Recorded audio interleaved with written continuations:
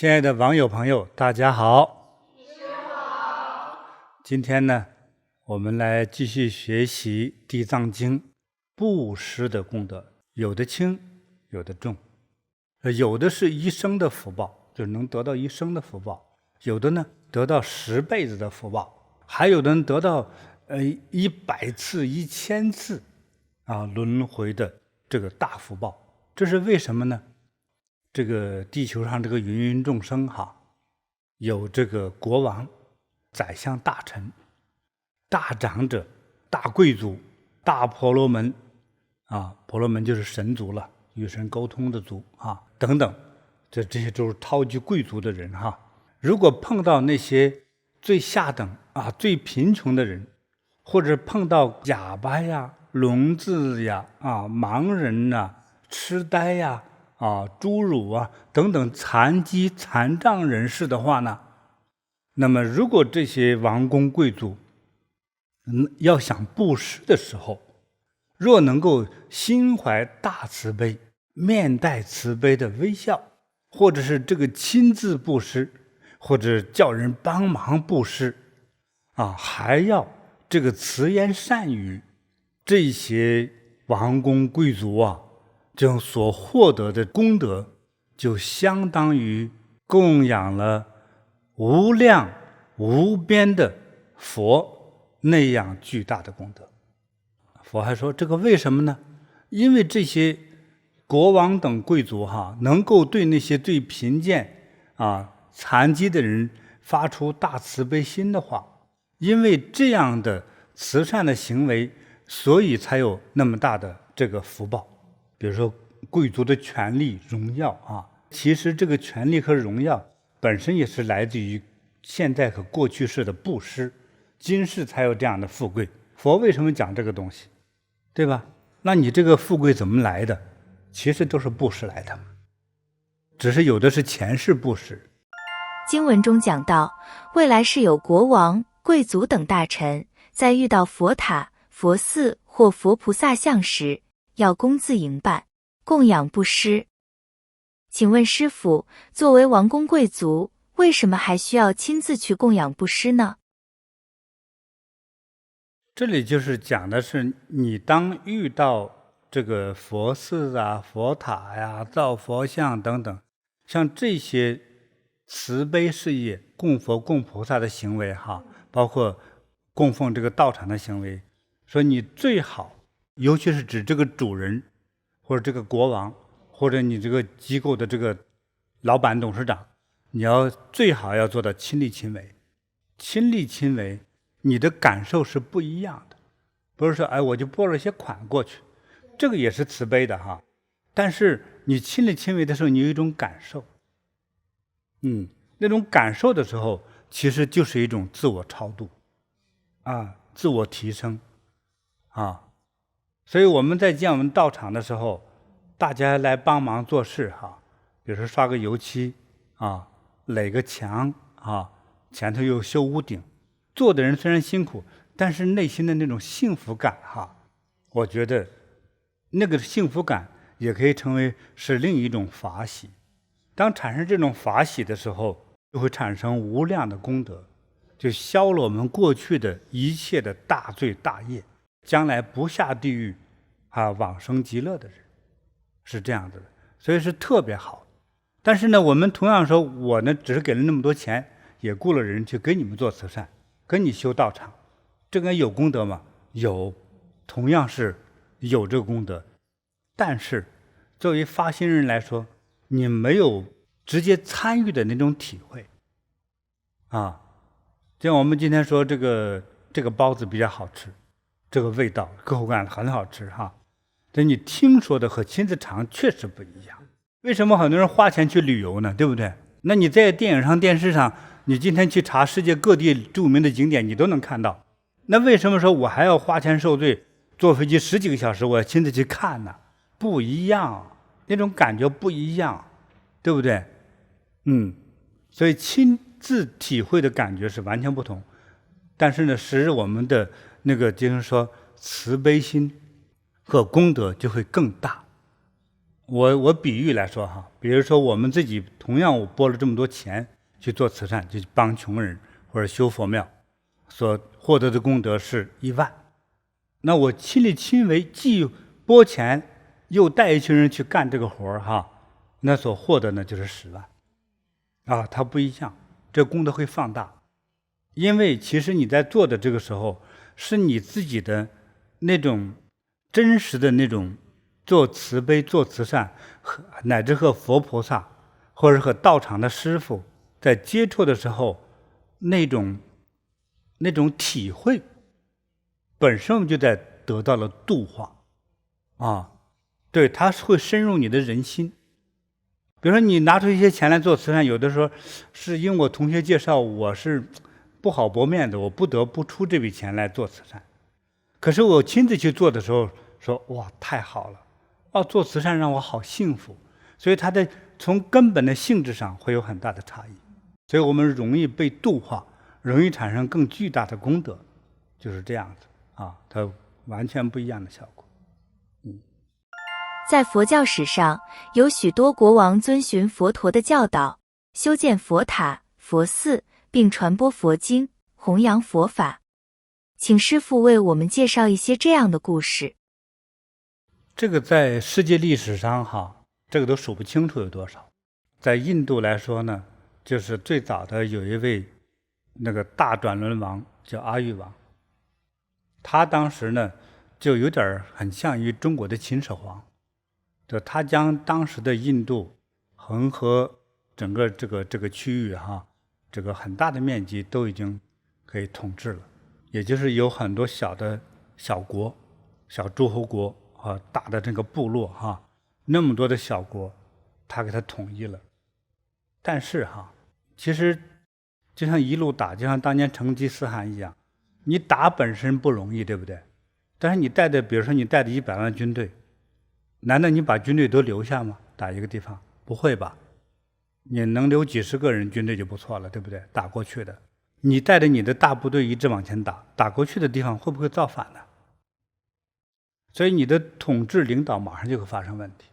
所以等阿育王把印度打得差不多了，很多人该投降的、该臣服的，因为打不过他呀，打不过他就说那我就听你的吧，就是这样，好像统一了。但是接下来这个仗刚打完之后，自以为可以成为一个转轮王，一个大皇帝了，但问题就接二连三的就发生了。他打过的这些国、这些小国，等他的大部队都走过去之后，他们又造反，而不是一个造反，都造反。那么阿育王就有一位妃子，这个妃子呢就信佛，他这个妃子呢，因为经常是打坐念经，就是很有智慧，就给他出主意说，你应该是以佛理治民，来统一诸国。怎么办呢？就是首先这个你将这个佛的这个慈悲来把这个概念说，我要学习佛的慈悲，对众生一定是这样的慈悲的、普度的、帮助的，而不是伤害。但是这佛教讲究大事都要焚化嘛，就是火化烧出来的很多舍利子，就像彩色的明珠一样，舍利子84000颗，它就分到了整个印度各地，尤其是他征服的这些国家，修这个佛塔、舍利塔来供佛的舍利，等于是阿育王将这个舍利分给诸国的。设舍利塔的时候，他也做功德的，应该是在古印度当中，应该也与佛法相关的，这个叫做阿育王柱。阿育王柱其实那个时候就代表着叫皇帝的威仪，他呢就是说我既有威武，我还有慈悲，那他是这样的一种做事方式。那所以的话呢，阿育王也为此供养了很多的僧人，修了很多的道场。你比如说修了这个佛舍利塔，都大石头的，对不对？那旁边要有人修行对，他所以要给这些修行人拨地，那时候没办法给你粮食，这个修行人也叫农民，那给你地，只是修行人用的这个土地种了粮食，不用缴税，你们可以自己吃。给你多一点的话，你多的粮食之后，百姓困难的时候，你可以斋济百姓，是这样。所以这个政策呢，中国和世界各地都用了。所以他做了这么多的功德，这么多的事情。在经文中，佛陀多次讲到，若能回向法界，其福不可为喻。请问师父，如何回向法界？这里佛所讲的呢，回向又是什么呢？通常比如说我为我的母亲做这份功德，我的回向说，我以此功德回向给我慈悲的母亲，比如说愿她健康长寿，早日康复，对不对？还有说往生的母亲呢，就是我愿她消除一切的恶业不会下到地狱，不会堕到地狱希望佛呢慈悲，以此功德接引他去天国或者极乐世界，是吧？一般人他有指向性的，也就是说我做这份功德，这份功德就是一种慈悲的能量，他也可以这么理解这个事儿。回向的就有指向性，是因为我对母亲有这样的一种愿望，所以呢希望做这件善事而产生的这个正能量，这个吉祥的能量还给我的母亲，这是很合理的一个心态，对不对？可是佛在这儿教化我们说，如果我们做这些善事的这个功德不是回向给一个人，而是回向给众生的话，或者是回向给法界的话，那这个功德就是巨大的，就像一个放大器他把这功德一下放大了若干倍。我本来是一份功德，看得见可数可轻的一份功德，变成一个无量的功德。大家说这是为什么呢？所以我在思考呢，我觉得这个佛陀的伟大佛陀是叫做超级心灵导师。这个回向就是一举多得。比如说我回向给我的母亲，如果我们在这个角度从一个人来说再放大一点呢，如果人生一直在生灭的转世，对不对？回向给我七世的母亲，回向给我的七世的父母，回向给我所有世的父母，看到别人也都孝敬自己的父母回向给一切母亲，你看天下的母亲一下就变大了。一切的母亲，我们一般想的就是一切人类的母亲。那畜类呢？就我们这个生生世世，今世是人，下世可能是牛，来世是一只鸡，后来是一只羊，都是可能的呀，对不对？一直生生死死的转世成不同的生命状态。那个法界是什么呢？那我所理解的呢，通常到佛菩萨那个境界，他的世界就叫法界。所以那个佛身即是法身，所以叫法身佛才是他的真身。比如他来到人世间的时候呢，叫化身，他接引你的和显象的叫报身，是这样子的。所以这个法身反而是他佛本有的真身。那这个真身是一种什么样的境界呢？是以宇宙当中最大的那个状态当中的那个真实。我没办法去来描述，没办法描述。它已经就是不属于在六道轮回的那样的一种生命体，是超越的。我再讲大一点呢，比如说在佛经里经常说，你看这尊佛那尊佛是吧？无量的佛，无量的佛，每一尊佛都有自己的世界，对不对？无量的佛国综合起来，那个世界就是法界。那这样一个佛的这个世界，是在太阳系来说，可能1000万个太阳系才是一个佛国，就这么去比，它是一个非常巨大的一种状态。佛门里头分很多个境界，一般普通众生说，我死了不下地狱就行，是吧？不下地狱可能在人道，也许到天道。所以下三道当中有地狱，还有恶鬼畜生嘛，是吧？所以我们不在这下三道之中，我们可能在人道和人道以上这是一般人的追求。那么再高尚一点的追求呢，比人道的追求还要高的时候，就是说让我开悟吧，让我积功累德是吧？来世可能我做天人，是吧？我超越于说我们受苦的这样的生命。你看做个人多不容易啊，对不对？光一个恋爱就把人折磨得死去活来，对不对？所以我要超越他。但是这些还不够高。修成阿罗汉够高吗？无欲无求，生命状态那是也数不清活多少年了。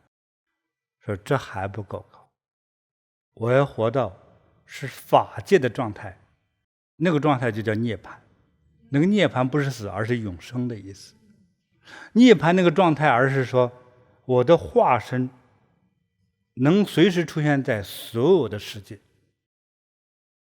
那是一个就是佛门追求的极致的状态。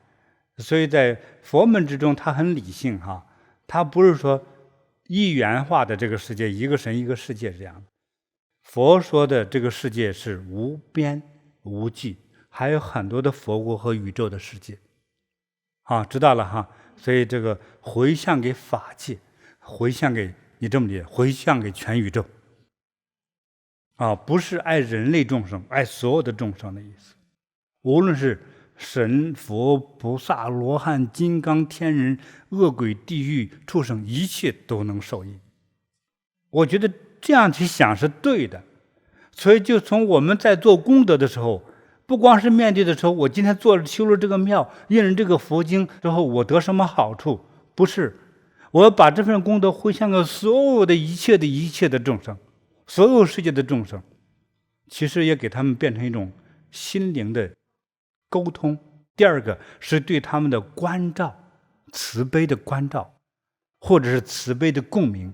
还有不够慈悲的人，希望我的慈悲能引导他们一起慈悲，这就叫做大慈大悲。就像药师佛说，我心中燃起一盏光明的灯，将我身体照亮，还将我的世界照亮。我还要将一切的世界的众生都照亮，让每一个众生变成一个超级的灯一样，再将所有的世界的众生的心和世界照亮。这就叫做大光明说我慈悲，我做功德，这份功德是属于所有的一切众生的，而不是我的。所有的母亲都能获得如此的功德呀，那是多么巨大呢？佛度化了谁呢？度化了有这个回向心的这个人对不对？你自己的心一下就提升了吧。从一个小我说，我跟我妈超度一下，去哪里了？天天打电话问师傅他去哪了说这个时候我就不在乎了，一切的众生都能功德无量，都能够往生极乐世界。你看是这样子的。其实你在做功德的时候，反而是被一种更高境界度化、感染的、提升的这样一个难得的过程。所以这个回向是这个好处把你的慈悲心，本来是说都朋友叫我来一起来帮着修个庙，说正好这2天休息，好吧，我来修一修吧。这是谁在里头供的是谁，我根本不在乎，我就是帮我朋友来干活的，对不对？那你修完之后有功德，但是留给你的印象有多深呢？非常淡。说去过哪个庙吗？去过，我就帮他干过活，屋顶漏了补了补。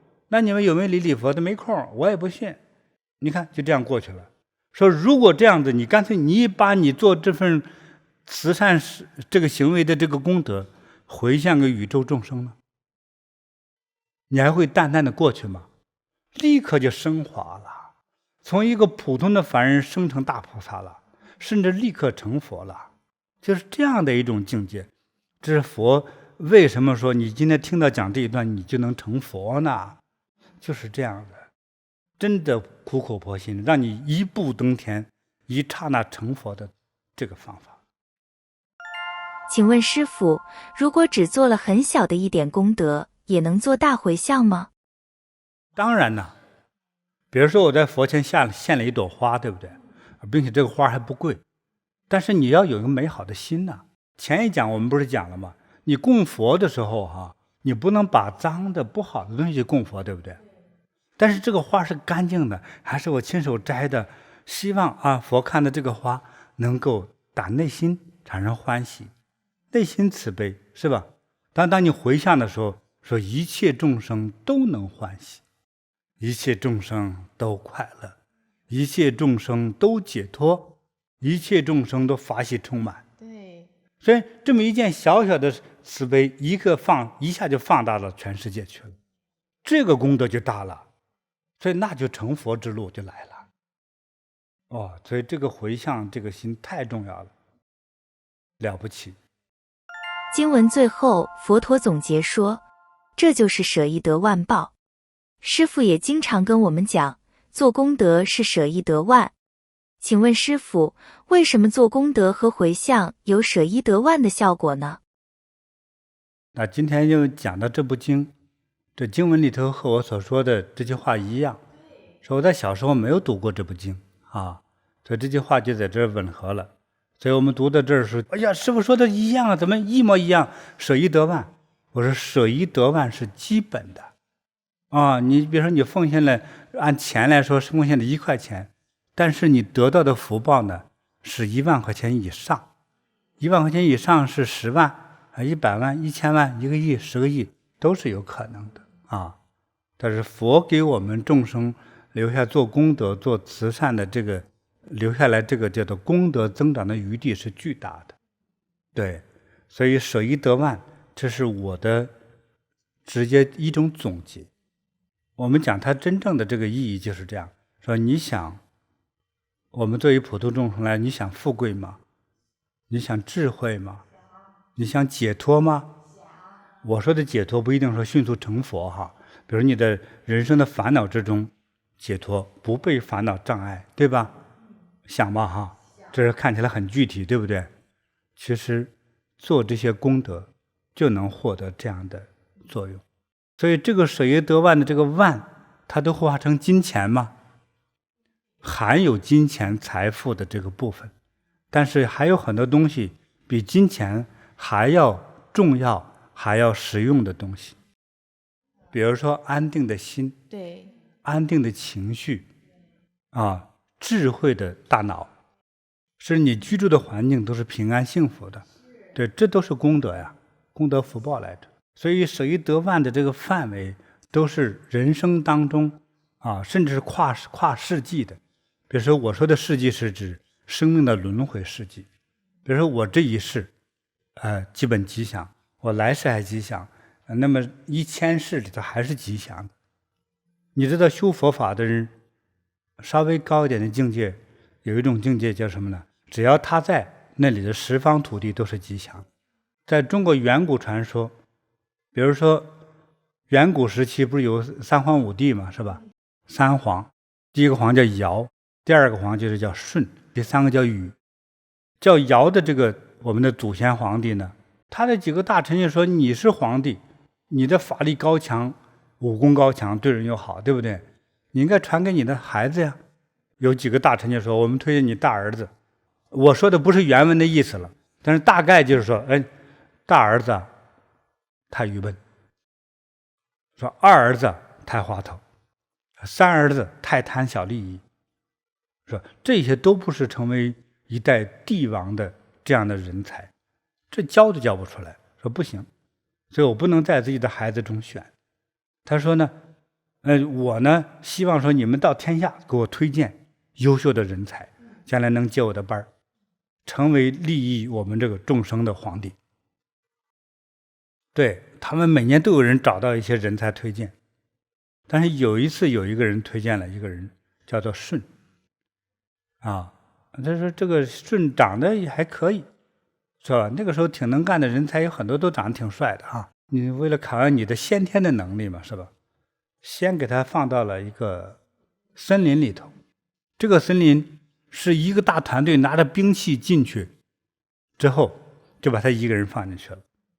那么让他几年之后出来，等出来的时候，这个舜带着很多动物出来了。那个时候很多动物，比如说牛、羊、猪、鸡、鸭、鹅，很多是没有人驯化的，都是野生的。可是呢，就从舜开始养殖，把它放到森林里，对不对？那时候狗也出来了，那个狗是野狗吧，跟着它；野猪跟着它出来野羊对，这些东西很多一大堆跟着出来了，就开始了养殖。我说这个不得了，说厉害，说还不够，还继续考验。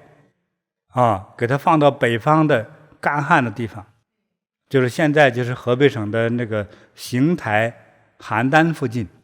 当时在远古时期，黄河决堤就冲那里嘛，全是小沙漠，根本没有种植，也没有人烟。好，给他发配到那儿去，说你到那儿待3年再说。但是呢，这个皇帝已经看到他挺厉害的，就把当时自己的有2个女儿赐给他，给他当太太，给你帮个忙嘛，干个家务活啥的，就带2个太太去了。他去了种庄稼不容易长，最后他研究了那个土壤之后呢，烧陶瓷，路过的人最后变成什么呢？在那里去批发他烧制的锅碗瓢盆大水缸。那个时候陶器比较少他就烧这个来卖。这个皇帝就已经预言过了，说这个人曾经住过的地方未来都会成为大都会。这就是圣人，圣人住过的地方未来都是飞黄腾达，非常的兴旺繁荣，就是这样。所以呢，在古代人类都是共同观察出来的这样的结果，对不对？所以一个大慈大悲的人在一个地方的时候，这个地方没有太大的灾难，就是特别吉祥的。对，这是一种慈悲吉祥的场，就把这一块那些灾难都给压下来了，以他的功德就把它抵消掉了。所以我们舍一得万，这是最基本的道理。所以我刚才讲的很俗，就你想解脱吗？你想富贵吗？我觉得我希望众生都富贵总是有人给我写的是我要找对象，我要找工作，对不对？你好好做些功德，但是别贪求，还要实在，你将来你发财的机会就来了。你不要说今天找工作不好找，凡是有生命的时间，你有那份功德到任何时间你都能找到好工作。该发财的时候，不管这个社会多困难，你都是富人，就是这样。像佛经里讲的这个样子，我本人是非常非常的认同的我拿我自己为例来说就是我小时候，其实我在到了7、8岁、10来岁，我说话都是不清楚的，很多字我都咬不清楚字，很多字说不出来，让我成篇的说话那简直是，那就逼死我了，就不可能的事。到我修行到有一天的时候，我就上课讲法，我可以这样讲，口若悬河的讲6个小时、8个小时，我们可以一直进下去内容不会重复。这个是什么呢？不是个人智慧，这是佛菩萨给的，佛菩萨加持之后、摸顶之后给的。所以当佛神给你那些不可思议的东西的时候，我们没有办法用人的眼光和智慧来评判它。所以大家在那些修行去做功德，我们所获得的这样的就是不可思议的收益就叫不可思议，没办法说。那么在研究佛法，不光自己受益，从佛教发展的历史到今天，到走向社会，到大家的反应，到佛学思想的辩论，我都去研究它。但是更多的研究是灵性的感悟，而不是说像学术界的那种讨论。学术界的讨论几乎都是在纸面上的打架和吵嘴，就看谁看的历史资料更多而已，其实没什么讨论的，就是没有思悟型讨论，是没有意义的。所以我在给大家平常所表达的佛法的时候都是很清淡的也让人也听起来容易接受的。但是深入学习佛法的人就觉得我讲的太清淡了，因为讲重了一般大家会反感。所以今天我讲的佛经，佛经就是这么讲的，我只能如实的告诉大家就是这样。那里面这些受益和功德，我就是见证者，也只能说是叫化腐朽为神奇真正好好修行过佛法的人，最终的见证的总结那句话就是化腐朽为神奇。从我个人来说，我就是个腐朽的人，我既不能说又不能做，身体又差学历又低。其实今天我能说能做的，远远超越了我本有的知识了，远远的超越了。那今天我们帮助过的人，从知识分子来说，从教授、博士，我跟我们学的人几乎都是比我们高学历的人。所以佛法的它的神奇性，我们实在不可思量的。就是化腐朽为神奇，枯木开花，就是不可思议。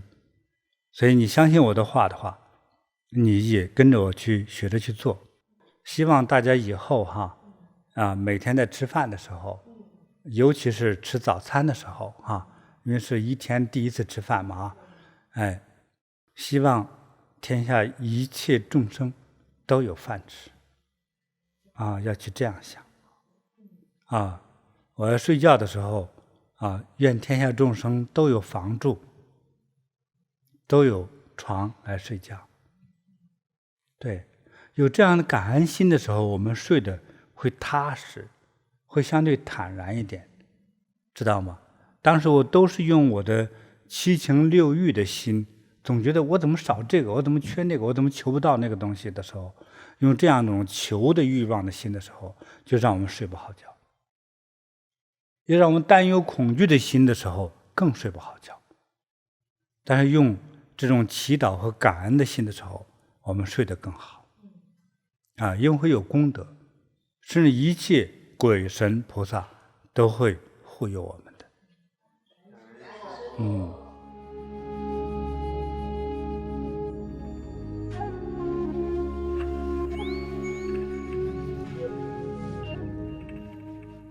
之前大家念的都很认真，我也感觉到特别受益身心灵都受益。我想所有的网友朋友应该都是这样。有些受益呢，会直观的有所感受，还有的呢，可能会慢慢的会有很多的好事发生因为这是一个非常奇特的这样一个大的功德。它不像普通的加持那样，我现在不痛了我现在立刻快乐了。它不是一个立刻的就能直接看到的这样的一种功德现象，这是一个超大的利益，是整个人生最大的利益所以我们在诵念的时候呢，一定要有一个非常恭敬真诚的心，将我们的身与意还有读诵的发音都合为恭敬心，至诚真心的诵念开始。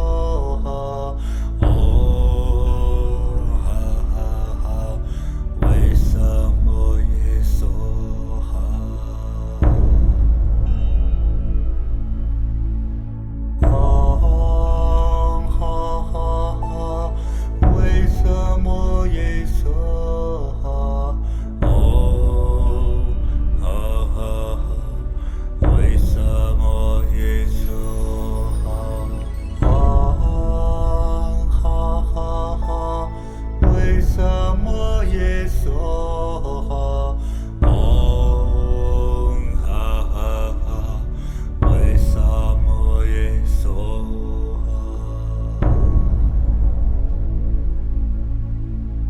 唵哈哈哈，为萨摩耶梭哈，唵哈哈哈，为萨摩耶梭哈，唵哈哈哈，为萨摩耶梭哈，唵哈哈哈，为萨摩耶梭哈。唵哈哈哈，为萨摩耶梭哈，唵哈哈哈，为萨摩耶梭哈，唵哈哈哈，为萨摩耶梭哈，唵哈哈哈，为萨摩耶梭哈。唵哈哈哈，为萨摩耶梭哈，唵哈哈哈，为萨摩耶梭哈，唵哈哈哈，为萨摩耶梭哈，唵哈哈哈，为萨摩耶梭哈。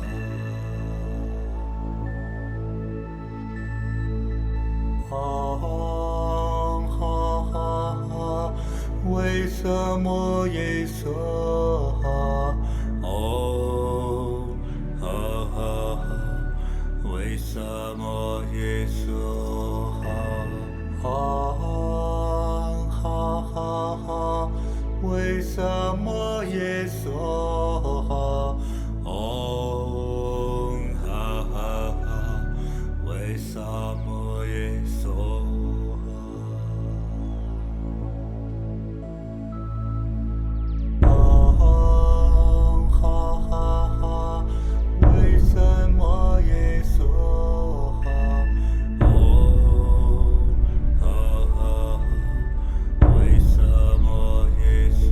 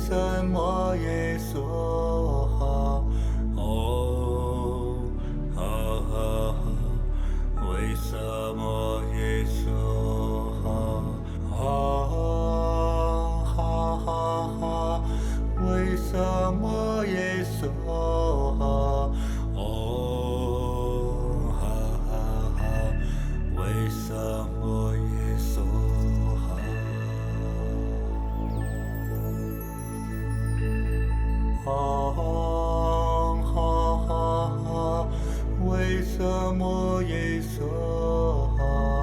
哦，为什么耶稣？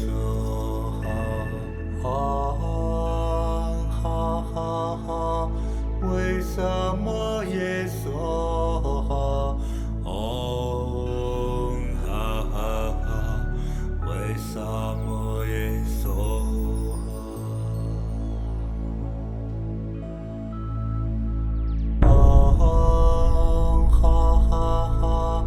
为什么耶稣？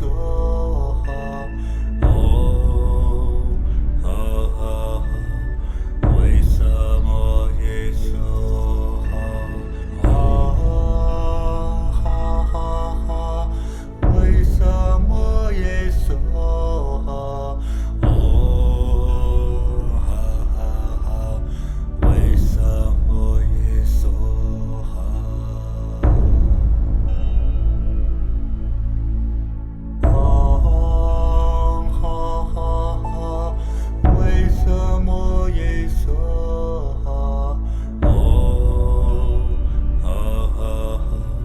为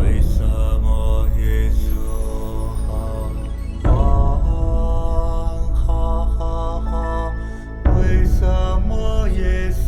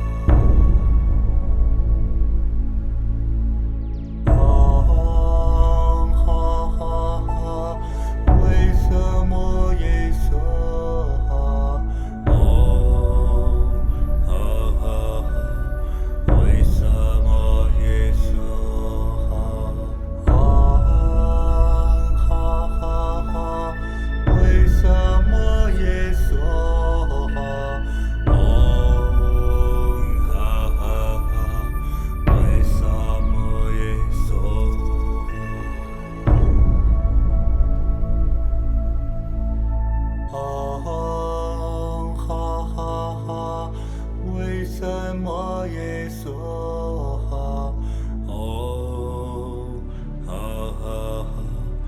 为什么耶稣？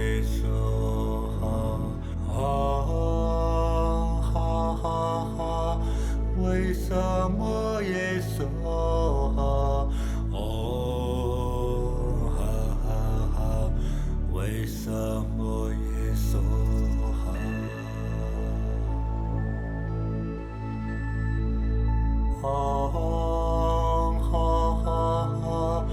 为什么耶稣？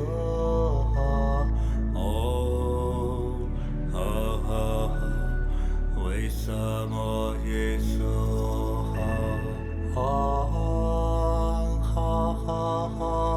为什么耶稣？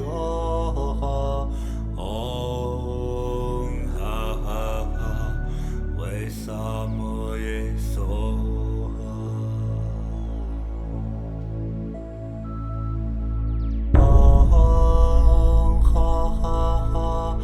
为什么耶稣？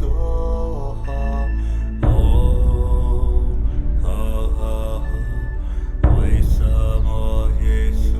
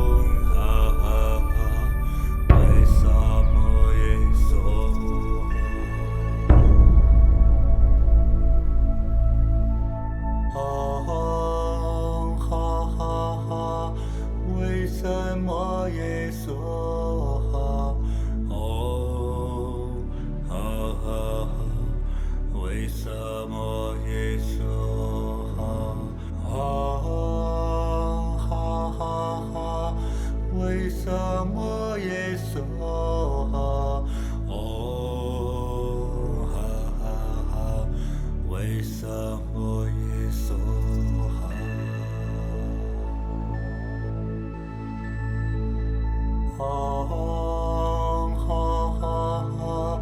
为什么耶稣好？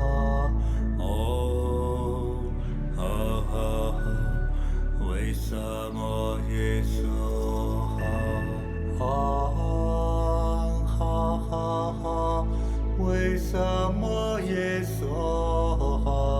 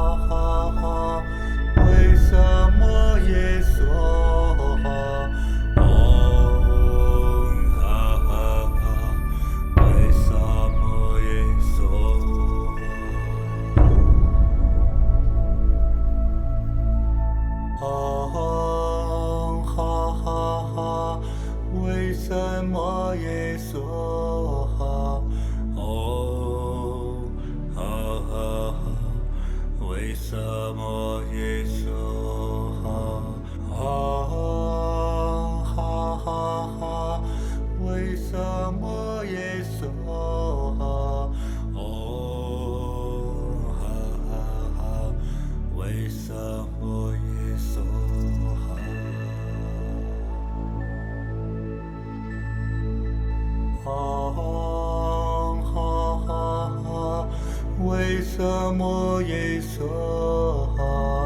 哦，哈哈哈，为什么耶稣？哈哈哈哈，为什么耶稣？哦，哈哈哈，为什么耶稣？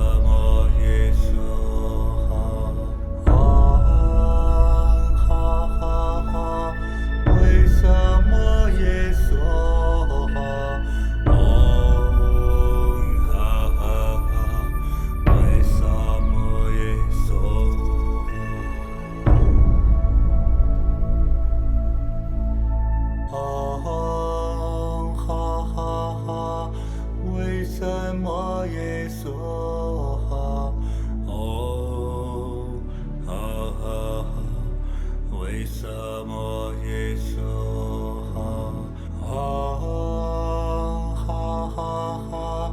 为什么耶稣？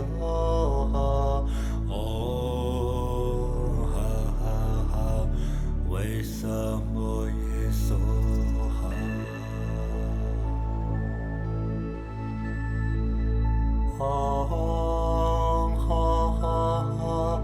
为什么耶稣？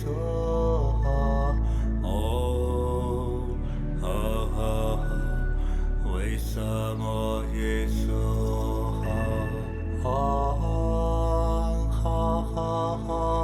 为什么耶稣？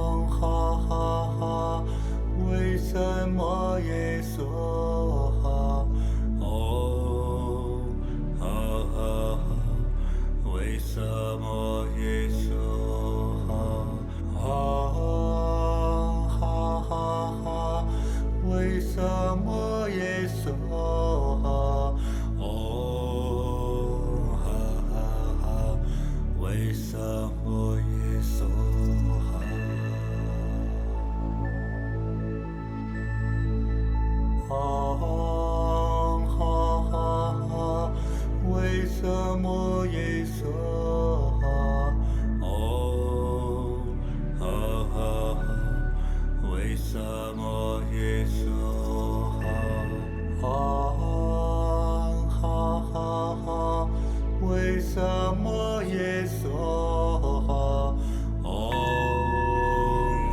哈，为什么耶稣？愿以此念佛功德回向法界，回向佛菩萨，回向众生。愿一切众生离苦得乐。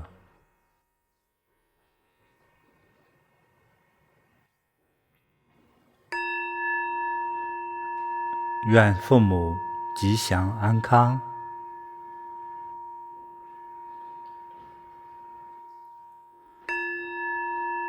愿大家都有饭吃。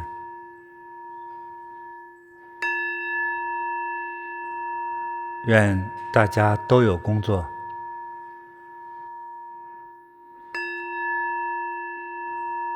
愿大家都有感恩心。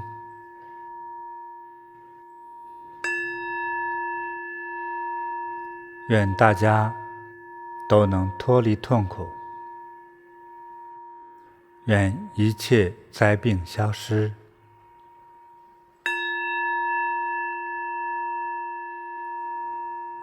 愿大家遇难成祥。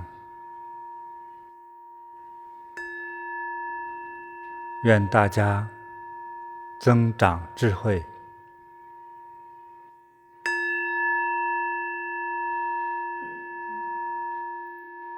愿大家功德无量。感恩大家。感恩师父。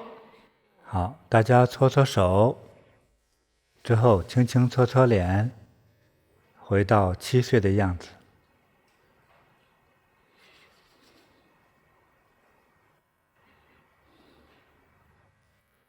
拍拍头，拍拍全身。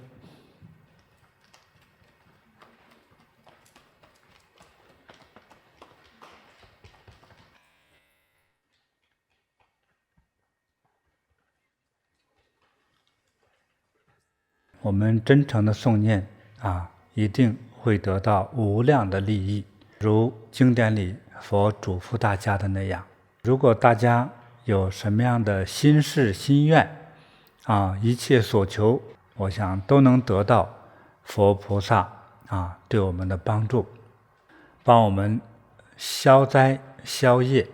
这样我们再通过念佛念菩萨心咒能够积累功德消除我们的一切恶业，那么我们人生之中所想所愿的就容易成就。在佛陀的最重要的大弟子之中，有一位神通第一的长者弟子目犍连尊者。他弟弟呢就是住在迦毗罗卫国当中的一位巨富，并且确实人也不老，就刚到中年左右，现在来说40来岁吧那么他已经经过自己刻苦努力的这个计划经营拼搏努力，已经叫非常富有，据说富可敌国。因为这富可敌国是个形容词，但是我觉得呢，他可能是其中属于某个城市某个地区之中最富有的人。可是呢，这位弟弟呢非常的吝啬，绝不给穷人或者富人或者是这个修行者他不做任何的布施供养。对，他觉得我是拼我的命赚我的钱，我赚钱也不容易，所以我凭什么给你们呢？就像现在人说我合情合理合法的收入，我欠谁的？因为这个发心捐款这个事情它不是个法律，是吧？是一个个人，我拥有了什么财富能力，我要不要给你那是我的决定，是我的感觉，说咱们有没有这份情谊，对不对？就你过你的日子，我过我的生活，是吧？个人的生活各自有自己的命运嘛。所以他是非常吝啬，一毛不拔。可是有一天呢，目犍连尊者在这个禅定中就觉得这是一种感觉，就是坐禅的人有一种感觉，就觉得，哎呀，我这个亲爱的弟弟啊，我该去好好度化他，给他说说这个道理。我总感觉要不然的话，可能就是危险。那哪一种危险都是有可能的，他有这种感觉。哎，那所以的话呢，他就去找他弟弟去了。弟弟听说哥哥到自己家来了哈，非常开心呢。因为一个成功的弟弟见一个有很伟大、很尊重的哥哥来的话，其实非常快乐、幸福啊！哥俩见面真是啊，这寒暄一套啊，哥哥想死你了，弟弟想死你了，这种客套话哈。哎，那么之后，哥哥就直接啊拉开脸来坐那儿，瞪着眼看着他，说：“那弟弟心里有点慌啊，哥。”我没犯什么事儿啊，是不是有话你就直接说，你别瞪着我，直发毛啊。哥哥说：“为什么瞪着你呢？我觉得你危险来了，你感觉我有什么事儿吗？感觉事儿大了啊！你现在这么多钱是吧？也是叫至少是富甲一方啊，超级大财主是吧？你怎么不做任何功德呢？你看到的都是咱们普通百姓看到的最平常的富贵啊！你觉得你这个富贵是稳定的吗？”这弟弟直摇头，我也不知道到底稳不稳定啊，对吧？那如果小偷强盗惦记你，对吧？给你偷走了，那个贪官污吏盯上你呢，给你栽个赃，弄一个帽子，就把你关起来，是吧？人财两失啊！而且过去不是没有银行嘛，是吧？你存的钱也许钱是属于粮食，就是有价值的东西。过去是这样子，过去有些东西还不是货币，就是东西本身就是叫价值。比如说我想买2头牛吧，他说用多少斤粮食来兑换，现场谈就是这样，就根据牛是不是涨价了，还是粮食是不是涨价了。比如灾荒的时候，牛就不值钱，粮食值钱，对不对？就是这样。哎，所以他存这些所谓的钱财的东西呢，都是叫有形的具体物质。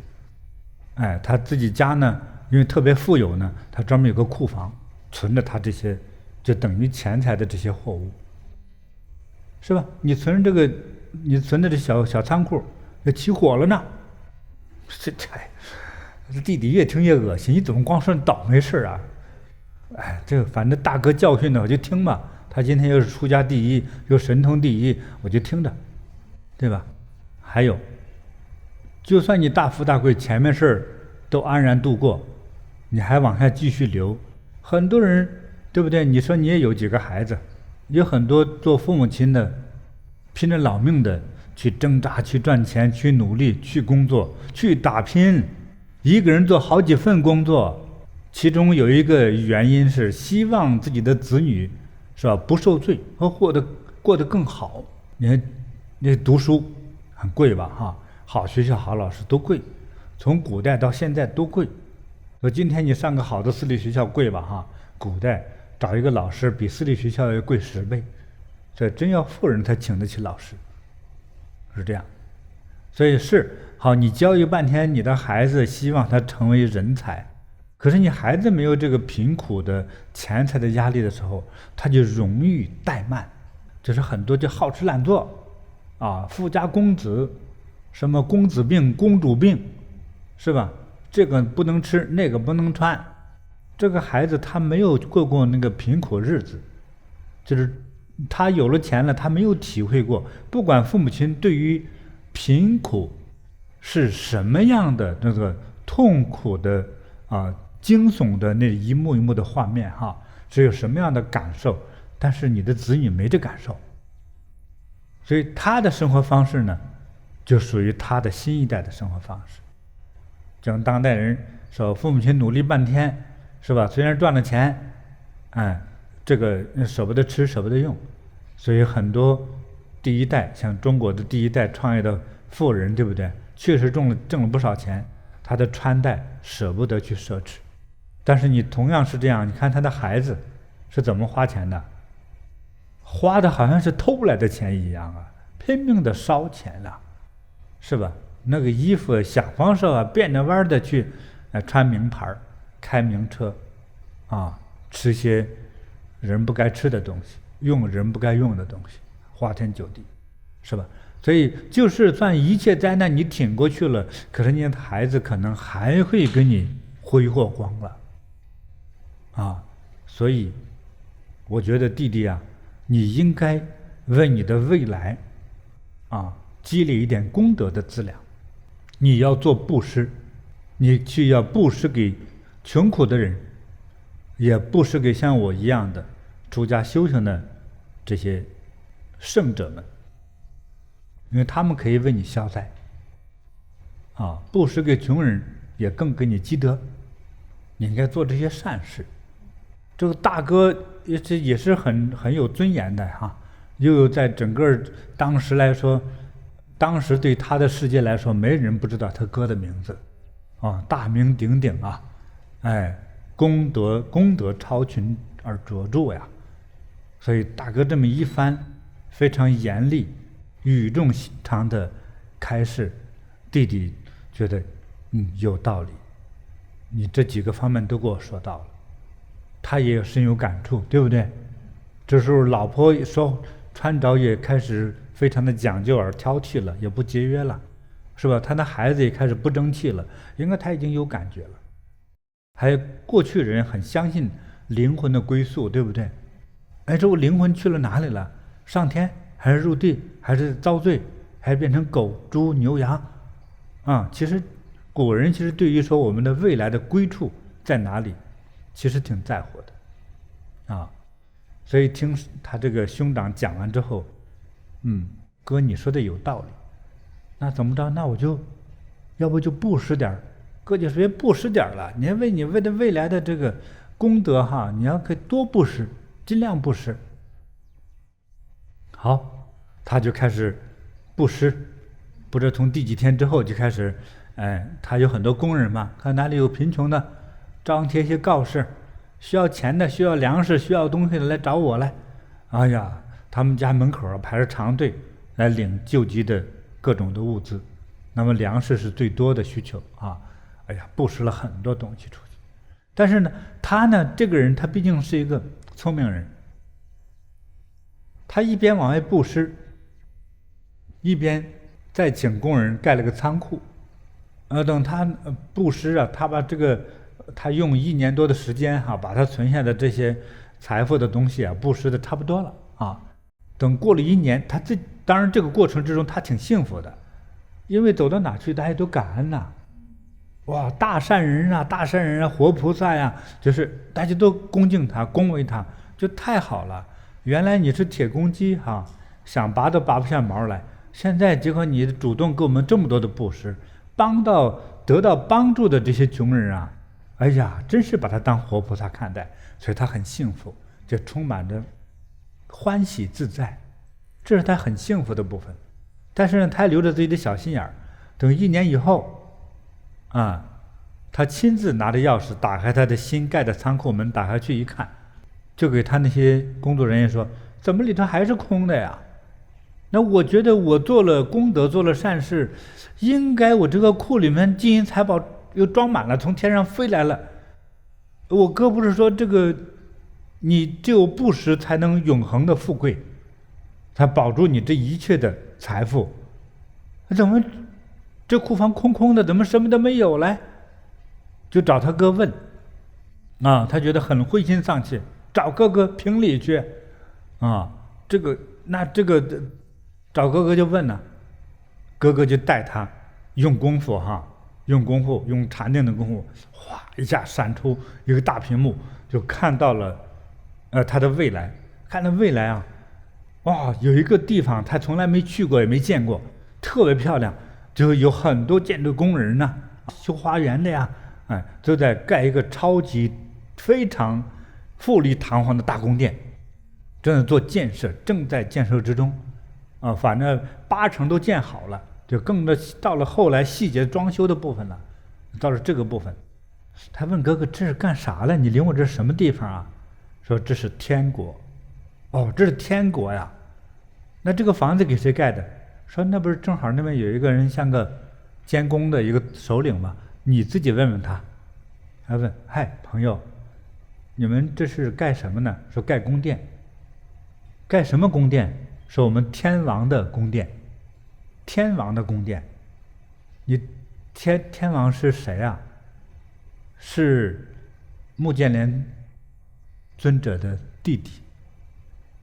目犍连尊者的弟弟，哇，悠嘴，就是我哎！哎，我没听错吧？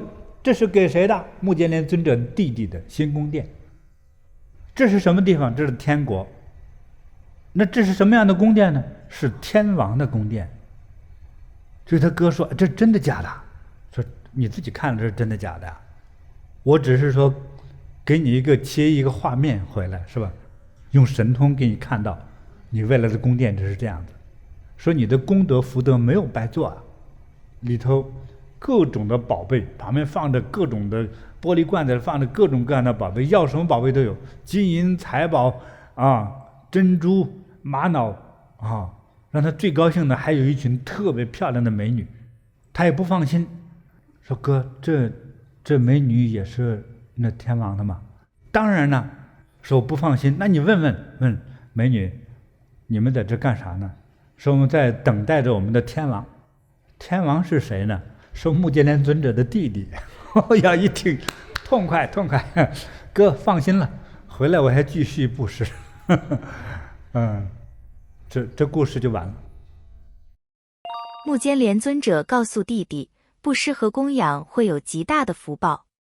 故事中，弟弟并没有获得真实的财富，而是哥哥目犍连尊者运用神通，才让他看到了来世的福报。为什么有些人在现世就获得了可见的财富，而有些人则要等来世？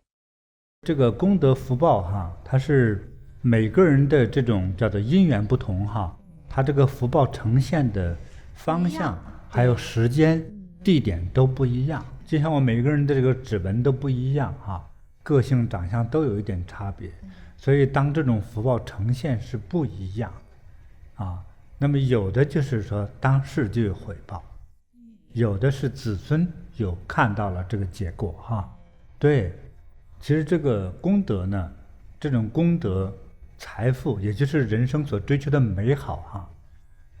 在佛教来当中呢，有一个名词叫做业力，这样大家也记住哈，业力这个词。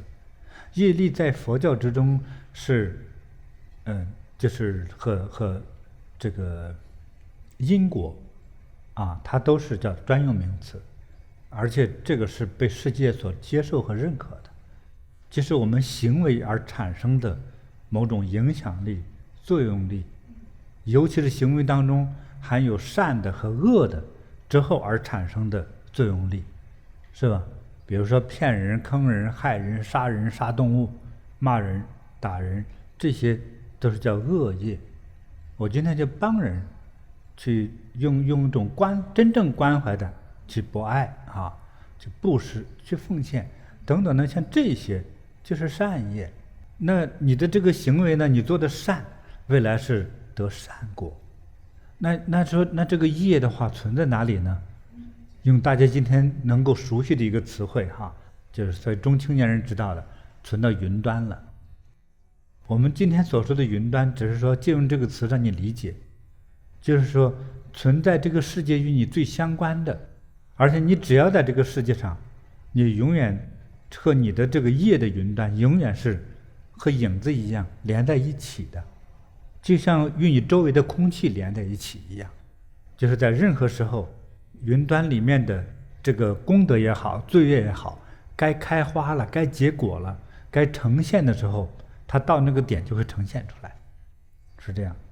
所以在过去有一位大师就说，有人就问他，那什么是这个业力的呈现呢？就是现在的你所感受的，就是你之前的业，你的业的行为哈，来让你在你的人生之中呈现的这些好好坏坏，这就是你的业的呈现。那你未来的业是怎么样呢？就是从你现在所有做事的表现与心态，是吧？那你做的都是未来你也只要做伤害，未来的你的结果呢，那可能就是恶的，对吧？所以而佛教它更科学的是更注重就是我的命运我做主，对不对？我的未来我创造，我的好坏我创造，就是这样。所以他讲到还有一些名词叫做自觉，再加2个字就是觉他，自觉觉他。说自觉呢，就是自己觉悟，自我把握自己的身口意行为啊。所以这是大家能够学到能掌握的这个部分啊。所以呢，我们今天在做的这个所有的功德、布施啊、善行，其实今天呈现你的果报的，就是自有他的与天与众神有个评判的一个，像一个评判委员会一样，就已经在那里。那有人会问，你看他哥哥是尊者，弟弟是富人，做了这么多的布施功德，怎么修了个仓库里头没有增加1块钱呢？别忘了，他弟弟的发财不是靠抢劫发的财，对不对？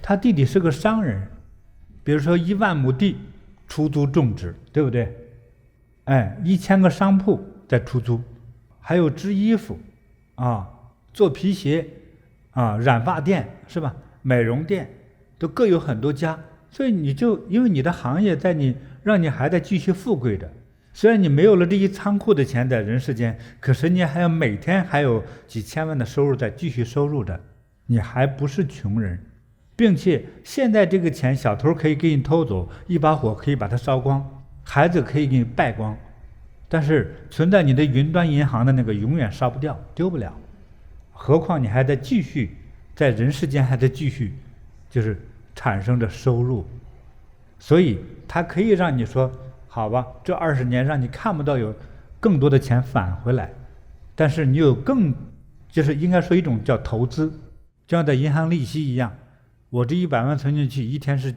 几块钱还是几十块钱还给我利息，我要立刻受益啊，叫钱的受益。其实更深刻的说，你能健康的存在的就是最大的利益，对不对？你看多少人那个病咵一发作，立刻倒在那儿就死掉了，或者立刻倒在那儿一躺就是7、8年再死。所以那什么是利益呢？我的健康存在就是利益，我的未来更有福就是利益，我的子孙将来更完美，那是更大的利益啊！还有你的灵魂将来听天界生极乐，那是利益大的不得了。所以这些利益是凡人想都没想的，所以一般的凡人都只看到眼前的利益。所以我只要我现在投资，我现在就要得利益，那不仅连看到的呢，是更恒久的利益与富贵，是这种我们之间高度的见识不同。所以呢，这个布施的弟弟对，实际上他把他的功德就是存到了那个与他绝对相关的叫做业力的银行。那说一般觉得业力就是不好的，不是，业力不善不恶，但是你的行为是恶，就存到银行的是恶业；行为是善，存入的就是善业，所以那叫业力银行。业力银行就属于你的影子，只要你有影子，你就跑不掉。就有一天变成鬼说没有影子了，你更跑不掉，就是这样子的。他好坏都会跟着你的，所以他会使他未来，他自己的未来还有他的后人更吉祥。这提示一点好人有好命相，对不对？命相不是今天面相公司给你改的，美容店给你改的，从娘胎生出来就长成这样。有些人生出来就是大富大贵，对吧？生出来就大富大贵。比如说佛经里很多部佛经里都是说，人一看释迦牟尼佛那个身态那个长相，立刻就臣服了，就是拜倒在脚下。哇，相貌堂堂相貌庄严就觉得很有摄受力，大家就乐意去信服于他，对不对？所以这个有时候这个功德福德与相貌之间是有一些关系。对真正的大富大贵的相的人，就会有那个富贵的命。就是说帅和相好不一样。不懂的人相好说笼统上一看，说这个男人是吧，基本的那个造型啊，什么都是好的，但是会看的时候呢，就觉得威严之中缺了一点什么东西，步伐之中缺了一点什么东西，声音之中缺了一点什么东西，或多了点什么东西，就是叫破相了。破相就会破命运呐，知道吗？这要真懂才行。所以好的命相是生来的，即使生来的好命相，就有好命运呐。那这是什么呢？这就是你的功德业力所呈现你今世的命运，明白了哈？还有你看我们好好修，比如念佛几天之后，我们的面部和手掌的变换，对不对？就修功德呀哈，就是我们的命运，我们在继续在创造着，在原始的命运基础上，我要变得更好、更吉祥、更慈悲，所以命相就变好了。所以命相会随着自己的业力行为而改变，所以好命运是修来的。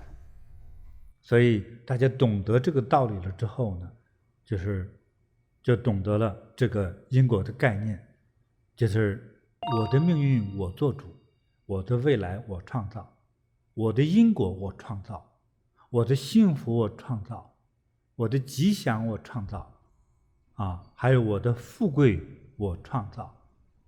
那这些创造的方法都应该用慈悲、善良、布施、大度、关怀、关爱用这样的慈悲的这种方法，才可以达到我们所期望的美好。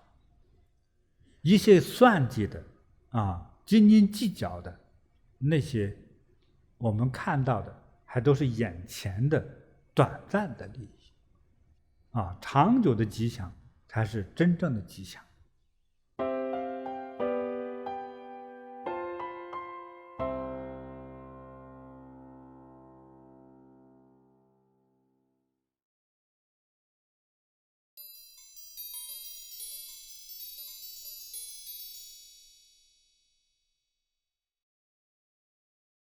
现在我们开始收工了。搓搓手，把手搓热、搓烫，搓搓脸，双手从下巴到额头，再到脸颊，似哀非哀。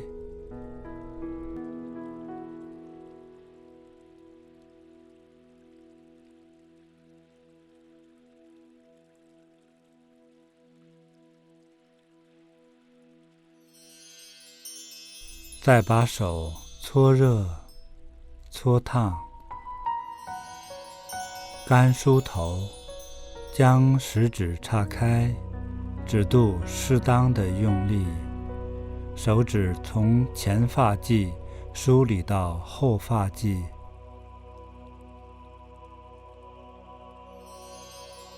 搓搓手，由上而下拍打全身。先拍打头部，两手手腕放松，在松静的状态下，适当用力拍打。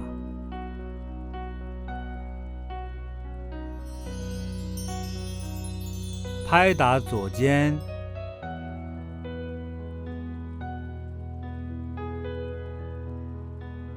再拍打右肩。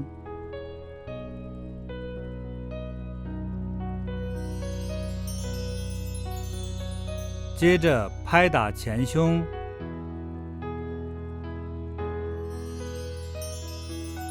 再拍打左边腋下肋下，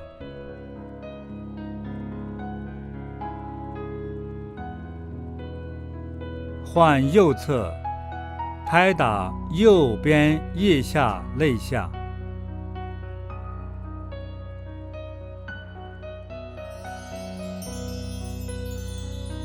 接着拍打腹部，双手放松拍打，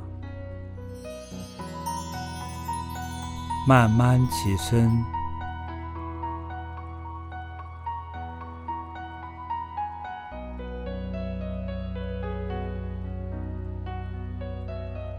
向下拍打大腿前侧、膝盖、小腿、脚踝、脚背。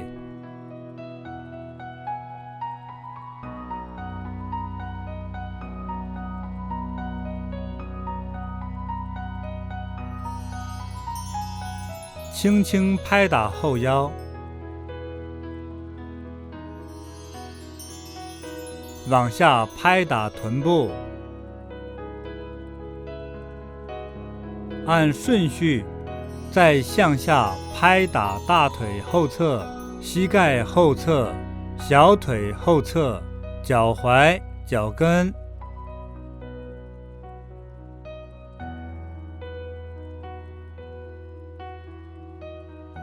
继续拍打两腿的内侧和外侧，先拍打左腿，两手腕放松，稍微用力，由上而下拍打，再拍打右腿。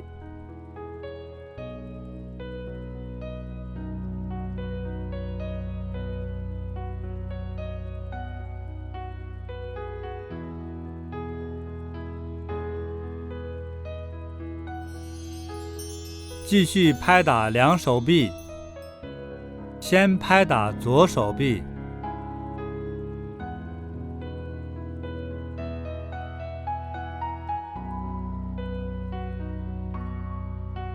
再拍打右手臂，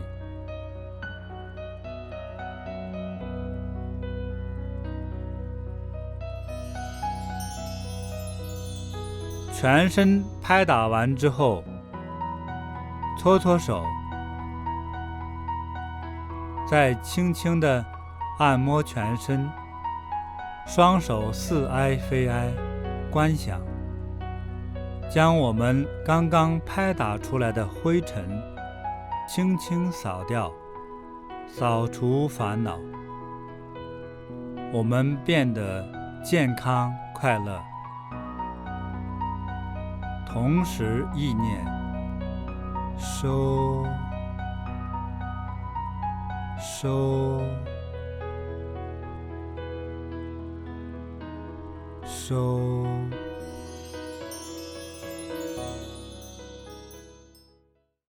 好，祝福大家健康快乐，如意吉祥，全家幸福和睦。明天我们再见。今天的课程吉祥圆满了，我们明天再见。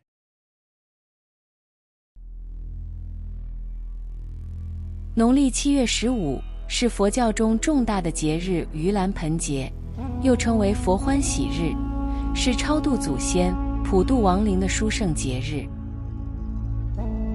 2024年盂兰盆祭，菩提禅修学院特别推出地藏菩萨超荐灯，为往生亲人、历代祖先、七世父母、冤亲债主、堕胎婴灵和一切有缘众生，点燃佛前明灯，帮助他们快速消除罪业，脱离地狱苦海，安住光明，得到吉祥自在。供灯报名现已开放，欢迎到菩提禅修学院网站 www.puticollege.com。 灯从订单日起开始点燃，农历7月光明不绝，愿一切有缘众生得到地藏王菩萨的慈悲加持与护佑，远离一切灾难，得吉祥解脱。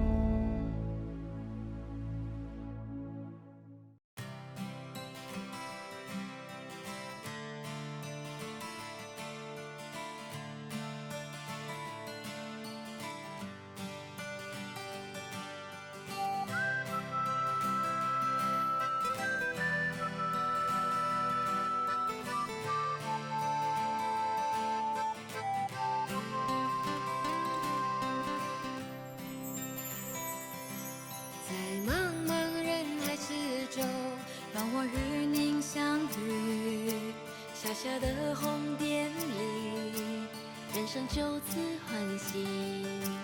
我快乐了，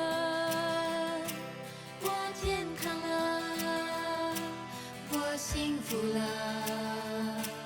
我美丽了。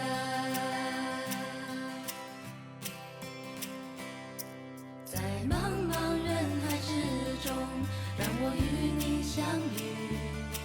小小的红点里，人生变得神奇。我只会